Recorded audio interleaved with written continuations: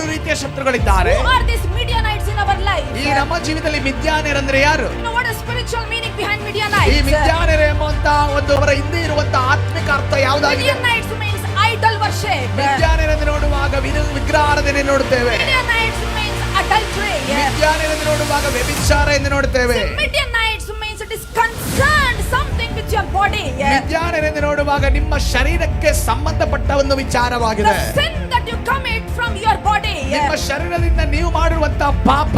You know the first enemy is your body. ಮೊದಲನೇದಾಗಿ ನಿಮ್ಮ ಶತ್ರು ಇರುವುದು ನಿಮ್ಮ ಶರೀರ ಆಗಿದೆ. So who is taking away harvest? ಯಾರು ನಿನ್ನ ಬೆಳೆಯನ್ನ ಕದೀತಾ ಇದ್ದಾರೆ? Sometimes your own body. ಕೆಲವು ಬಾರಿ ನೋಡುವಾಗ ನಿನ್ನ ಶರೀರವೇ ಕದೀತಾ It ಇದೆ. is your mouth.